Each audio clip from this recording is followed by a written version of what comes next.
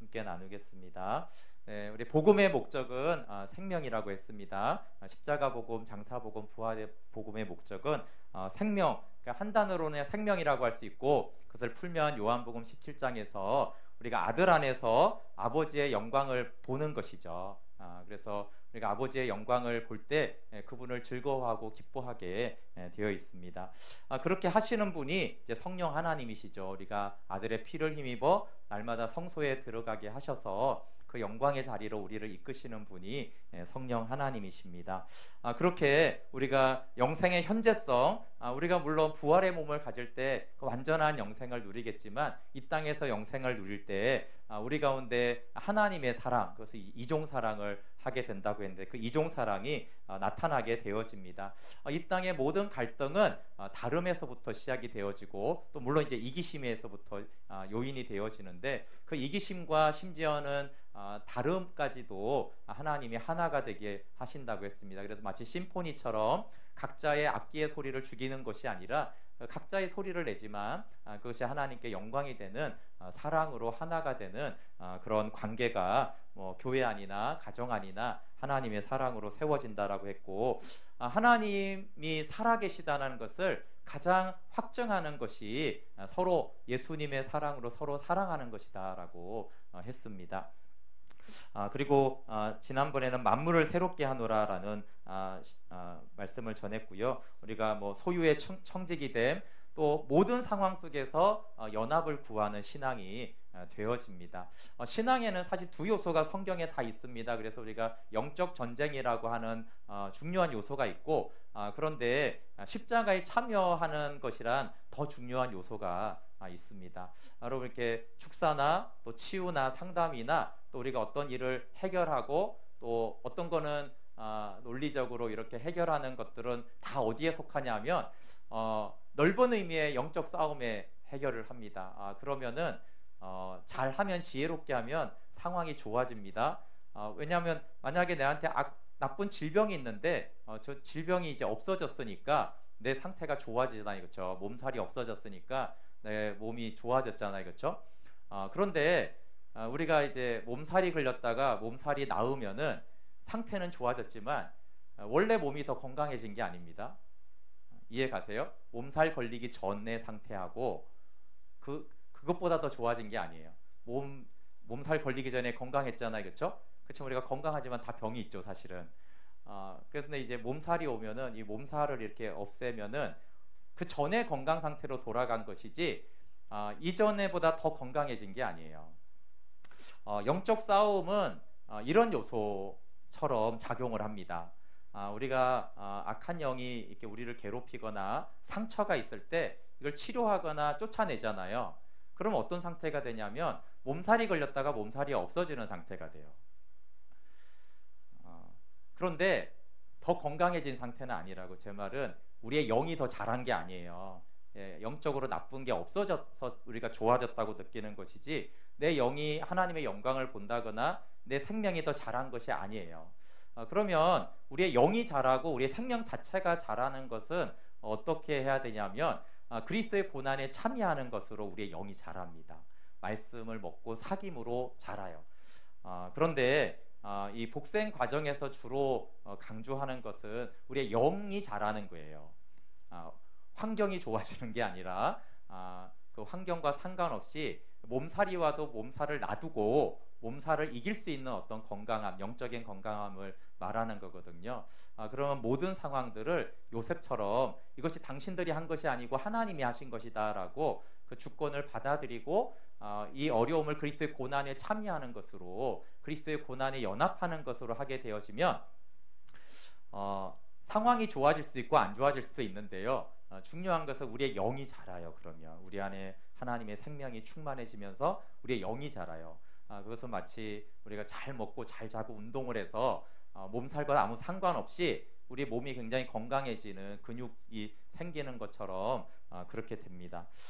그래서 상황을 대적하는 대신에 하나님의 존재 자체만을 구하면서 그 상황을 넉넉히 수용하는 믿음으로 자라게 되고, 또 그것을 한마디로 또 다르게 말하면 어떻게 되냐면 자의식이 사라지는 것이다 라고 말할 수 있어요. 그것도 또 다른 말로 하면 자기 부인이 되는 것이죠. 영적 싸움을 하게 되면 상태는 좋아지는데 좀 안 좋아지는 게 자기 주장이 더 강해지는 성향이 생깁니다. 그래서 영이 잘하는 것은 아니고, 여러분 이걸 잘 구분하셔야 돼요. 이게 어떤 부분에 효과가 있고 어떤 부분에 취약점이 있는지에 대해서 있고, 사실 신앙에는 이 두 요소가 다 있는 것이 맞고 성경에도 이 두 요소가 다 있습니다.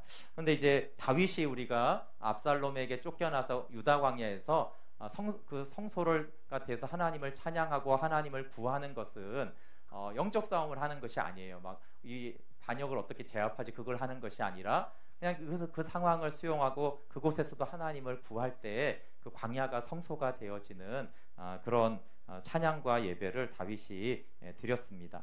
그런데 이런 이종 사랑이나 우리가 이런 상황을 초월하는 걸 초월신앙이라고 하는데, 이런 비결이 이제 어떻게 되느냐, 크게는 이제 하나님의 사랑을 알고 연합되는 것이에요. 그러나 도구적으로는 말씀 묵상을 통해서 우리가 이런 삶을 살아갈 수가 있습니다. 왜냐하면 말씀 앞에서 우리가 얼마나 죄인이고 비참한지를 알고, 그런 우리를 십자가에서 용납하신 그 사랑을 알 때, 그리고 자격 없는 나를 아버지가 잔치에 초대하는 것을 볼 때 그 사랑이 우리 안에 들어와야지만 우리가 다른 사람들을 수용할 수 있고, 우리의 지성과 습관적으로 이해할 수 없는 사람들을 수용할 수 있는 힘이 되는 것이죠.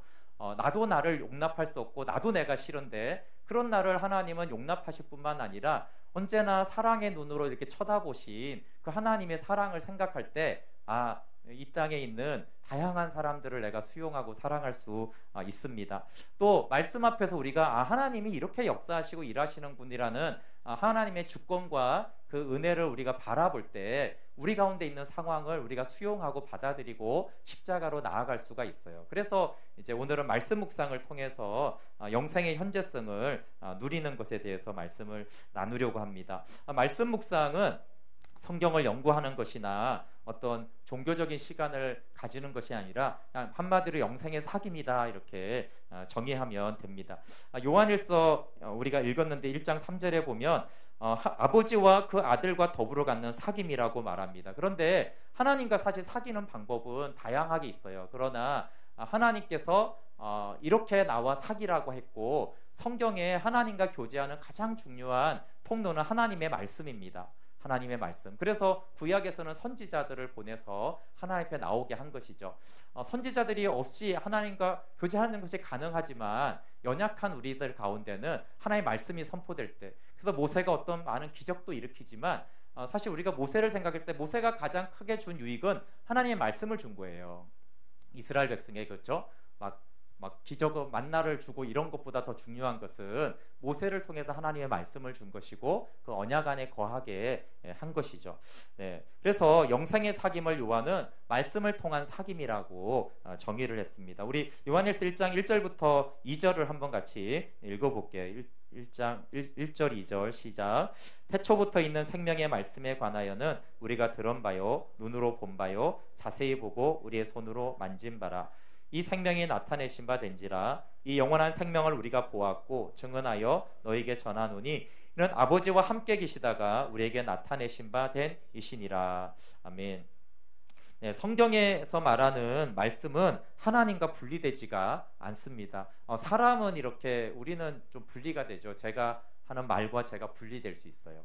그 분리됐다는 것은 또 제가 A라고 말하고 B라고 행동할 수 있는 사람인 것이죠. 그런데 하나님은 그렇지 않으세요. 하나님은 하나님과 말씀이 분리되지 않고 하나님은 하나님의 말씀 바가 그대로 행하시는 분이세요. 그래서 인간의 개념하고 인간의 존재와 인간의 말과 다른 개념인 것이죠. 그래서 성경에서는 하나님과 하나님이 다르지가 않습니다. 그래서 이제 신약에서 요한이 말씀이 육신이 되어 오신 분이 예수 그리스도라고, 그 말씀이 창조자라고 이렇게 말하는 것이죠. 근데 우리 개념에서는 하나님과 말씀이 이렇게 구분이 되는데 구약에서부터 신명기라는 말이 말씀이라는 다발인데 그것은 존재와 분리된 말이 아니라 말씀이 존재 자체입니다. 그래서 그 말씀을 만나는 것이 하나님을 만나는 것을 말하는 것입니다.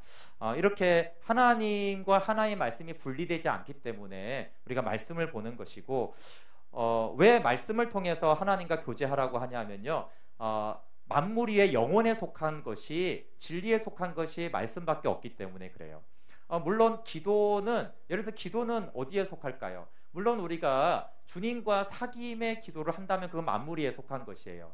그러나 기도라는 것이 원래 모든 종교에 있는 거잖아요. 토속신앙에도 있는 것이고, 그러니까 우리가 그런 종류의 기도를 하게 되면 그 기도는 만물 안에 속한 거잖아요. 그러면 우리가 어떤 기도를 할지가 어떻게 결정이 돼요?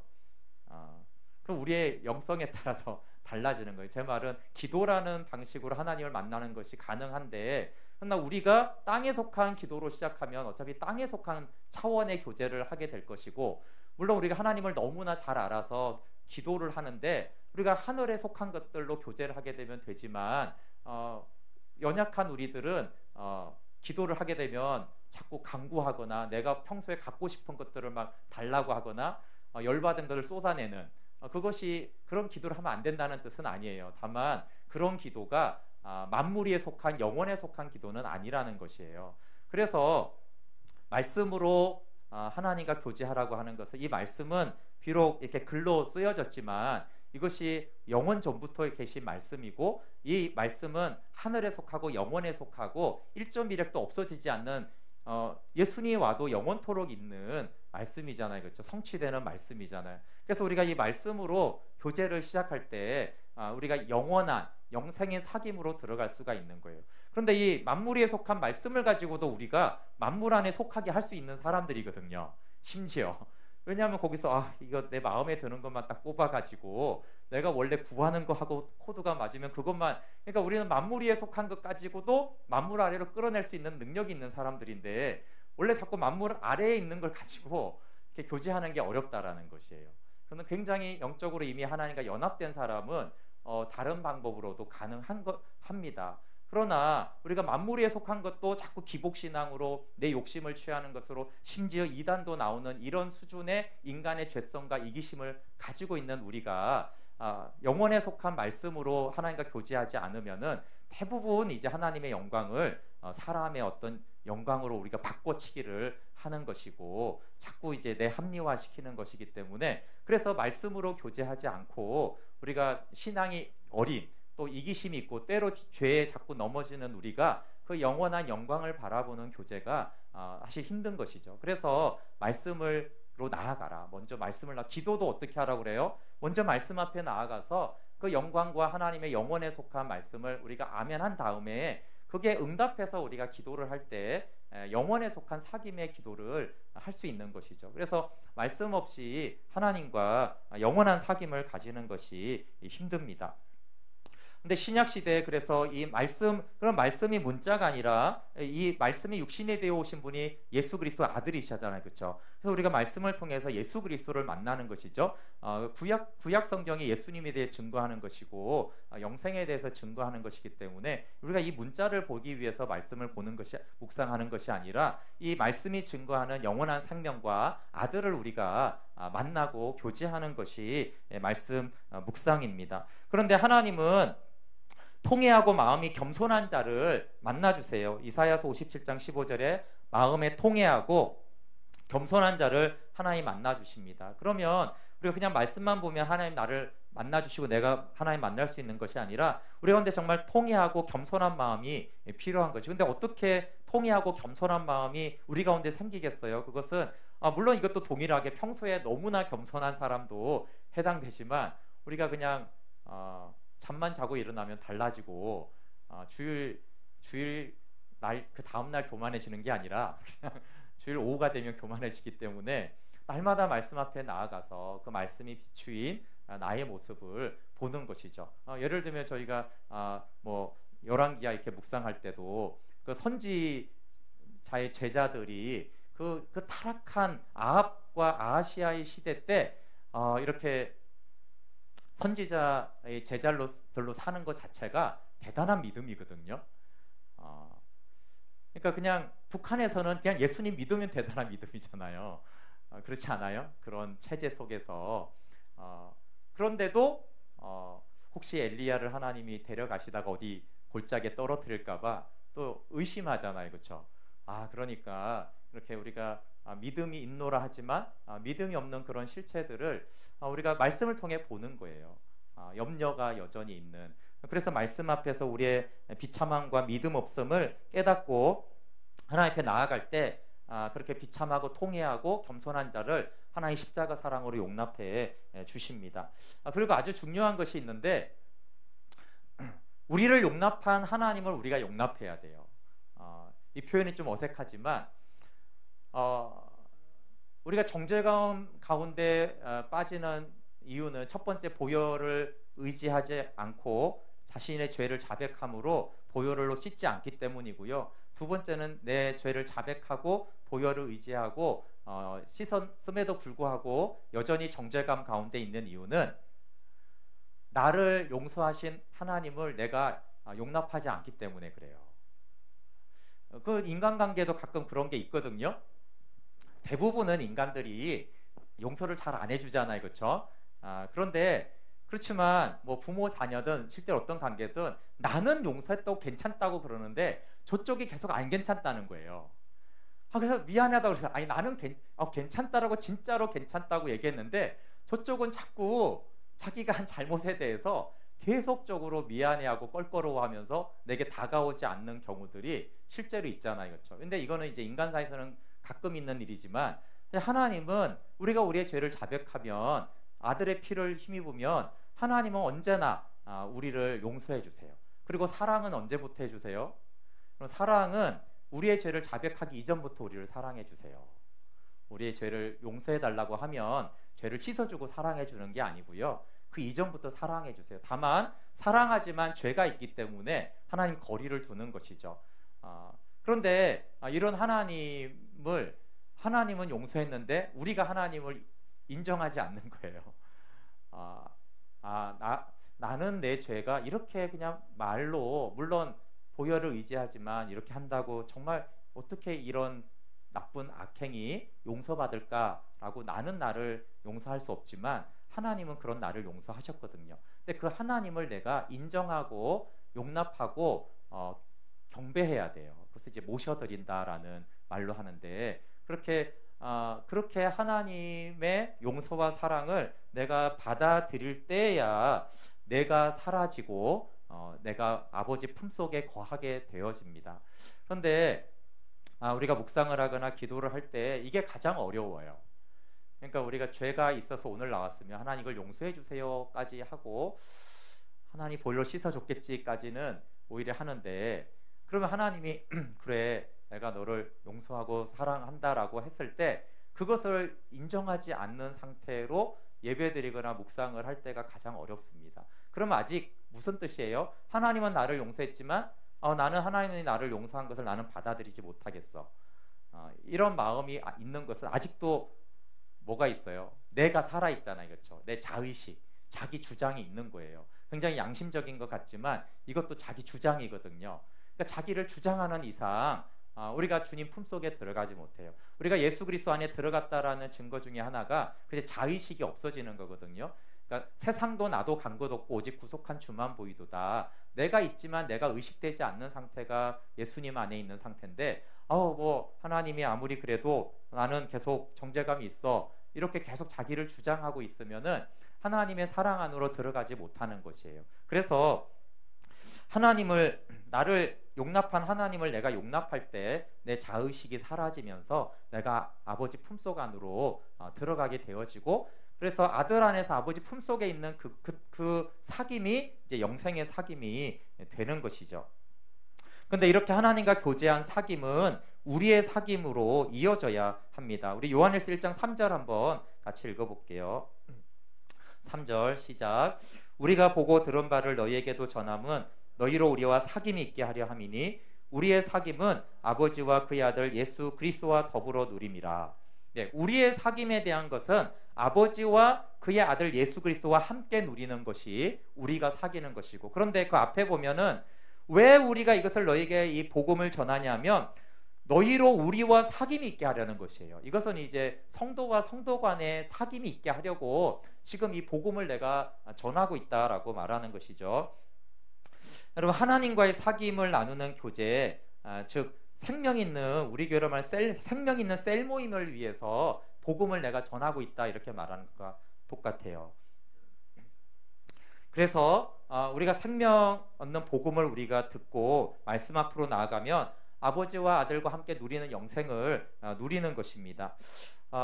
그리고 우리가 함께 모여서 아버지와 아들과 누렸던 그 교제를 함께 나누는 것이 셀 모임입니다. 그럼 셀 모임을 모이는 가장 첫째 목적은 자기 한탄을 하거나 수다를 떨거나 스트레스 쌓인 것을 막 푸고 해소하는 곳이 아닙니다.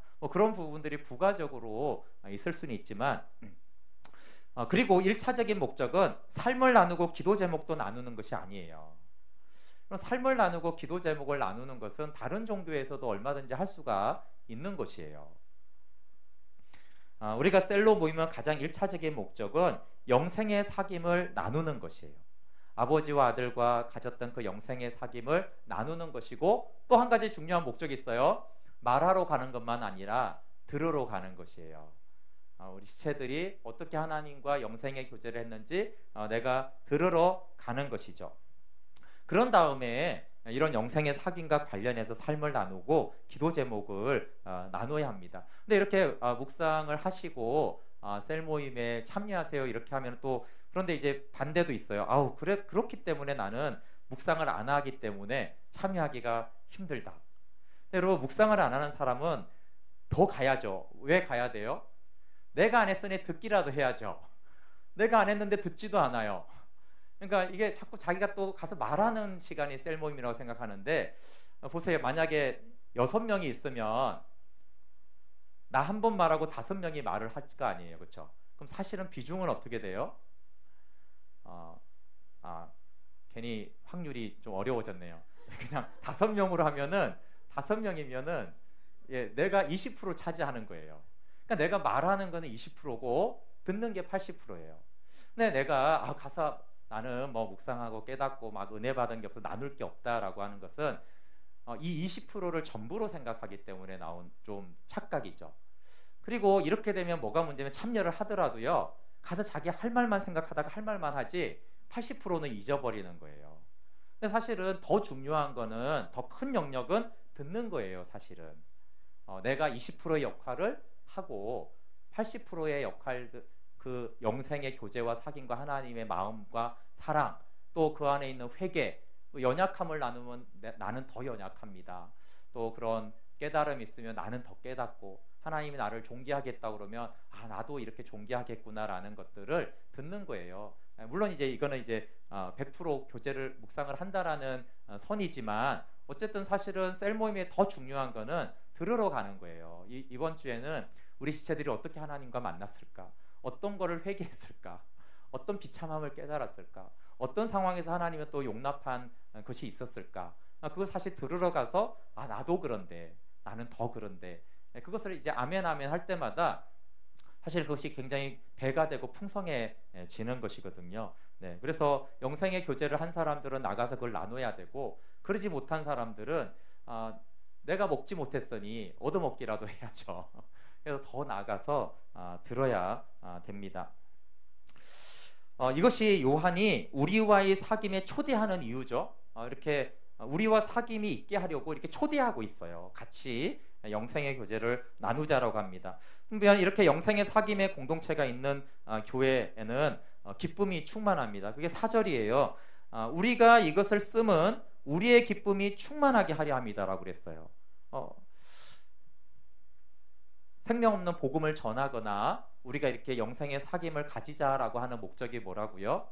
이게 부담이 되거나 시간 없고 바쁜데 스트레스, 그게 아니라 우리의 기쁨이 충만해지는 방법이다라고 하는 것이에요. 정말 우리가 좀 알았으면 하는 거는 어디서 우리가 기쁨이 있을까? 물론 이 땅에 뭐 재밌는 것도 많고 그렇지만 영생의 사귐이 있는 곳이 가장 기쁜 곳이구나. 그것이 이제 어떤 시대가 아무리 매스미디어가 발달하고 해도 영생의 사귐이 가장 충만한 기쁨이에요. 하늘에 속한 기쁨을 주기 때문에. 그래서 우리가 말씀을 이렇게 복음을 듣고 나누는 이유는 우리의 기쁨이 충만해지려고 하는 것이죠. 영생의 공동체는 좋은 설교를 듣는 공동체가 아닙니다. 저는 제 설교만 의지하는 것이 너무나 안타깝습니다. 심지어는 제가 이제 새벽 묵상 나눔 때 올리는 한 10분 정도의 말씀은 설교가 아니에요. 근데 많은 분들이 설교로 듣고 은혜를 받는 분들이 있으세요. 제가 원래는 새벽에 저도 나와서 그냥 묵상을 하려고 한 거예요. 근데 이제 본문이 어렵다라는 분들도 있고 또 이제 좀 시간이 좀 걸리는 건 사실이거든요. 이렇게 내용을 파악하고 그러려면. 그래서 하도 바쁘다고 그래서 제가 요약해서 주해를 해주는 거예요. 그 목적은 제가 한 것을 듣고 아멘 하라는 게 아니고 직접 하면 더 좋고 아니면 제 걸 듣고 본인이 직접 보든가. 더 중요한 건 뭐예요? 그리고 나서 내가 주님과 영생의 교제를 하라는 거예요. 제가 은혜 받은 것과 하나님 저한테 하는 말씀하고 여러분이 하는 말씀이 다 다를 수 있잖아요. 저는 1절이 너무 좋았지만 여러분 하나님 5절로 하나님 말씀을 하시고 교제를 할 수 있잖아요. 네. 그래서 이게 묵상을 하는 도구로 제가 이제 올려드리는 것인데 한국교회가 너무 설교를 듣고 아멘 하는 것에 익숙해져 가지고 제가 올리는 것을 듣고 아멘하며 은혜를 받는 분들이 많아서 참 고민입니다. 여러분 제가 어떻게 보면 이렇게 말씀을 전하고 새벽에 올리고 심지어 주일 설교조차도 이렇게 하는 목적은 영생의 사귐의 공동체를 세우기 위함이에요. 근데 아무도 주님과 영생의 교제를 하지 않고 나누지 않으면 어떻게 되겠어요, 그렇죠? 각자가 하나님과 교제하고 각 지체가 온전해져서 그리스도의 몸을 이루기 위해서 이렇게 말씀을 전하는 것인데 각자가 주님과 교제하고 그것을 나누고 듣는 생명의 공동체가 하나님의 기쁨이 충만한 공동체거든요. 네. 그러니까 제 설교를 듣고 은혜만 받지 마시고 제발 각자가 하나님 앞에 가지고 새벽에도 이렇게 듣고 아멘 은혜 받지 마시고 직접 보셔도 되고 근데 그 중에서 이거는 이제 왜냐하면 이제 제가 그러느라고 제가 이제 5, 6절만 해도 되는데 이제 가능하면 이제 전체 본문을 조금 간단하게라도 설명을 하거든요. 그래서 하나님은 오늘 이 말씀으로 나와 교제하길 원하시는구나. 그러면 저의 설명하고 전혀 상관없이 그 말씀을 가지고 성경을 보면서 하나님 앞에 자신 안에 있는 비참함과 죄를 깨닫고 그런 나를 용납하지 하나님의 사랑 안으로 들어가시면 됩니다. 그럼 어떻게 영생의 사귐의 공동체가 세워지는지가 이제 6절부터 쭉 나오는데요. 요한일서 1장 6절 한번 읽어볼게요. 시작. 만일 우리가 하나님과 사귐이 있다고 어둠에 행하면 거짓말을 하고 진리를 행하지 아니함이거니와. 여기 중요한 어떤 체크 포인트가 있는데요. 하나님과 사귐으로 묵상을 하는지 체크 방법이 나오고 있어요. 묵상을 내가 하는데 어두움 가운데 행하면 어떻게 하고 있다고요? 묵상만 하지 하나님과 사귀고 있지는 않다는 것이에요. 그래서 하나님과 사귐이 있다 하고 어두움에 행하면 거짓말을 한다라는 거예요. 근데 이거는 그 나쁜 의미가 아닙니다. 여러분 착각을 하지 말라는 거예요. 여러분 우리가 묵상을 하지만 어두움 가운데 행할 수 있어요. 다만 어두움 가운데 행하면 내가 묵상의 행위를 했을지라도 이게 영생의 교제를 내가 못하고 있구나. 여러분 예배를 드려도 정말 하나님과 인격적인 만남이 예배거든요. 이렇게 한두 시간 있는 게 예배가 아니고 그러니까 하나님과의 만났는가가 중요한 것이지 예배를 참석한 게 중요한 거는 아니에요. 참석해야 만나니까 참석하라는 것이죠. 그래서 묵상을 하는 것은 굉장히 중요하지만 묵상을 하는 행위를 했으니까 나는 하나님과 사귀고 있어 이렇게 생각하지 말라는 거예요. 내가 묵상을 하되 이 묵상을 통해서 내가 할 수 없는 빛 가운데 행하는 삶이 되어졌을 때 내 묵상이 하나님과 사귀고 있고 성령이 나와 함께하는 묵상을 내가 하고 있구나. 근데 그러지 못하면 어떻게 하라고요? 그러지 못하고 하나님께 기도하면 되죠.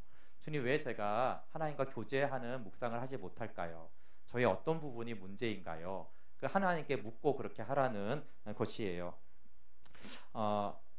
7절 한번 읽어볼게요. 시작. 그가 빛 가운데 계신 것 같이 우리도 빛 가운데 행하면 우리가 서로 사귐이 있고 그 아들 예수의 피가 우리를 모든 죄에서 깨끗하게 하실 것이요. 여기는 이제 묵상이 잘 되는 상태를 말하는 것이죠. 우리는 사실 빛 가운데 우리 스스로 행할 수 없잖아요. 근데 우리가 말씀 앞에 늘 나아가고 영생의 사귐의 교제를 하면 우리가 빛 가운데 행해요. 그러면 어떻게 돼요? 우리가 서로 사귐이 있다. 서로 영생의 영적인 생명의 사귐이 있죠. 그래서 우리가 이제 빛 가운데 더욱더 행하게 되어지고 주님은 그렇게 우리가 교제할 때 더욱더 우리를 깨끗하게 하셔서 거룩함 가운데 우리 공동체를 세워나가는 것이에요. 그래서 각자가 주님과 교제하고 그러면 이제 영생의 교제가 되고 그런 교제가 되는 공동체를 하나님이 더욱더 깨끗하게 하셔서 하나님 빛 가운데 인도하십니다. 그러면 묵상만 하면 모두 빛 가운데 행하게 되는가? 정말 거룩한 사람들만 교회에는 모이는가? 그렇지 않다는 거예요. 오히려 이제 결론을 먼저 7절에서 말하고 있고요. 오히려 이제 구체적으로 어떻게 영생의 공동체가 이런 빛 가운데 행하는 사귐의 공동체가 되는지 설명은 8절부터 10절에 있습니다. 같이 한번 읽어볼게요. 시작. 만일 우리가 죄가 없다고 말하면 스스로 속이고 또 진리가 우리 속에 있지 아니할 것이요. 만일 우리가 우리 죄를 자백하면 그는 미쁘시고 이로사 우리 죄를 사하시며 우리를 모든 불의에서 깨끗하게 하실 것이요. 만일 우리가 범죄하지 아니하였다 하면 하나님을 거짓말하는 이로 만드는 것이니 또한 그의 말씀이 우리 속에 있지 아니하니라. 네, 아까 빛 가운데 거하는 사람은 어떤 사람이냐면요. 그래 내가 이렇게 묵상하고 빛 가운데 거하니까 나는 죄가 없어. 나는 늘 빛 가운데 살기 때문에 나는 죄를 짓지 않고 죄가 없는 사람이지. 이렇게 말하는 사람은 오히려 스스로 속이는 사람이고요. 진리가 그 속에 있지 않아요.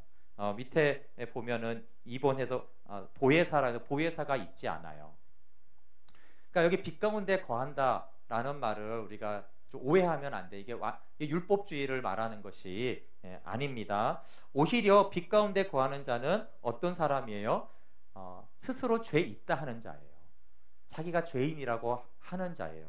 그래서 죄 없다고 하지 않아요. 오히려 말씀 앞에 나아가서 내가 얼마나 비참한 자이고 죄인인지를 깨닫고 하나님 앞에 자백하는 자죠. 주님, 저는 이렇게 패역한, 이렇게 완악한 죄인입니다. 비참한 자입니다.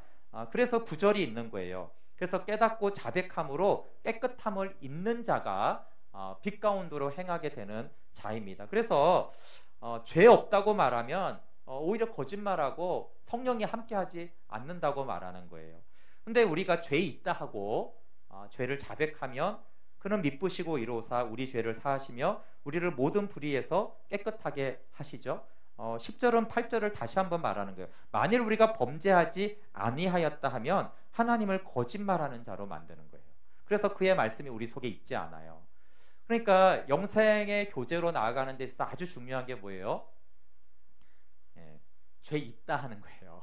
죄 있다 하는 거예요. 오히려 그러면 누가 빛 가운데 걸어갑니까? 죄 있는 자가 보혈을 의지함으로 자백하고 오직 십자가의 그 은혜와 사랑으로만 빛 가운데 행할 수 있다라고 인정하는 자. 나로서는 내가 아무리 노력하고 결단해도 나는 죄 있는 자에 불과한 나를 그 피로 씻으시고 오직 십자가의 은혜로 오직 아들 안으로 내가 들어가야지만 빛이신 주님 안에서만 내가 빛 가운데 행할 수 있습니다라고 하는 자예요. 그래서 이게 오히려 근데 이게 여러분 사도 바울의 고백을 우리가 잘 알잖아요. 맞는 말이죠. 사도 바울이 내가 죄인 중에 괴수라고 했기 때문에 사도 바울은 어때요? 생명과 거룩이 있는 거죠. 그거는 같은 거예요. 왜요? 내가 죄인 중에 괴수면 무슨 말이에요? 주 없이 살 수 없다라는 말이잖아요. 그래서 항상 예수님의 십자가에 참여하고 그 십자가를 의지하는 자잖아요. 그렇죠? 그러면 어떻게 돼요? 그러면 거룩해지죠. 근데 죄 없다 하는 자는 어때요?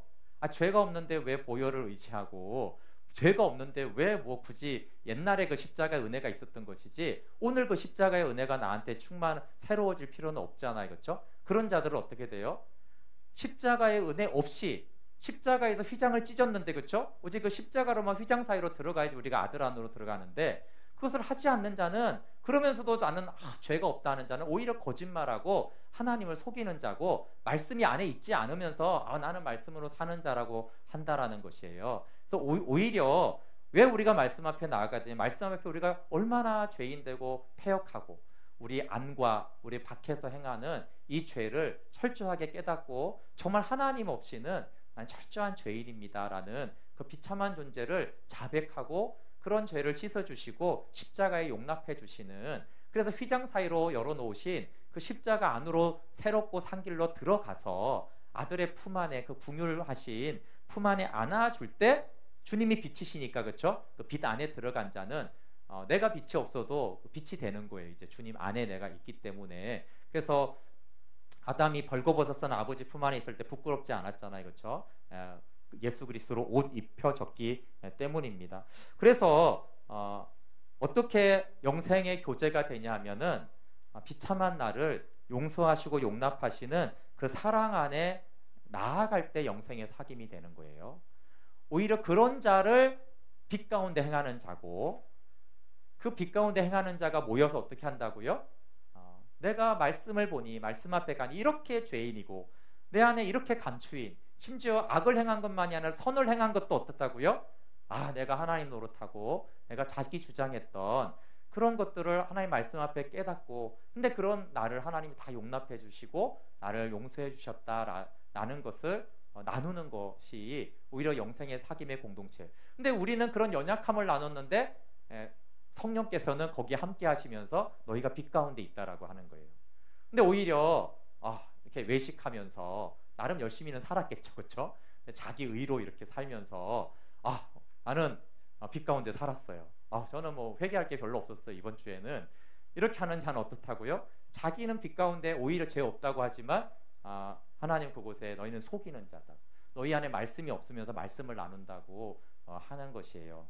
그래서 영생의 공동체는 거룩한 공동체지만 이 거룩한 공동체는 오히려 날마다 죄 있다 하며 하나님 앞에 그 죄를 자백하고 또 지체들에게 필요한 그 연약함을 나누면서 나아가는 공동체예요. 그래서 묵상을 할 때 내 죄와 내 비참함과 내 교만을 깨닫는 것은 아주 중요합니다. 그렇지 않다고 하면은 거짓말하는 자예요. 그러니까 하나님과 교제와 사귐이 안 되겠죠. 그러면 이제 점점 우리가 묵상을 했다라는 것으로 만족을 하기 시작하고 하나님과 교제로 이게 채워지는 것이 아니라 묵상을 하고 이 묵상 말씀대로 나는 살아야지, 자기 의와 자기 결단으로 뭔가를 행하면서 나는 말씀대로 한 주를 살았다라고 하면 오히려 거짓말하는 자고요. 이게 영생의 공동체와 반대예요, 반대. 그래서 오히려 거룩한 공동체는 하나님, 나는 죄인 중에 괴수이기 때문에 나는 날마다 죽습니다. 그리고 오직 주님의 은혜로만 내 안에 그리스도가 사십니다라고 하는 공동체입니다. 이런 은혜, 십자가의 용납으로 아버지의 잔치에 참여하는 거예요, 그렇죠? 우리가 그 탕자의 비유를 많이 하잖아요, 그렇죠? 탕자가 죄 없다 하면 이놈 맞아야죠. 죄 있다 하는 거예요. 하늘과 아버지께 죄를 지었사오니, 그렇죠? 근데 죄를 지었다라고 오니까 아버지는 어떻게 해요? 죄 없다 하는 거예요, 아버지는. 자기가 죄를 지었다라고 하니까 아버지는 죄 없다는 거예요. 그것이 이제 아버지 품으로 나아가고 잔치로 들어가는 길이거든요. 영생의 공동체는 말씀을 통해 비참한 자가 용납되어 우리를 품으신 주님만 그래서 드러나는 공동체죠. 그러니까 그 사귐에서는 뭐가 드러나요?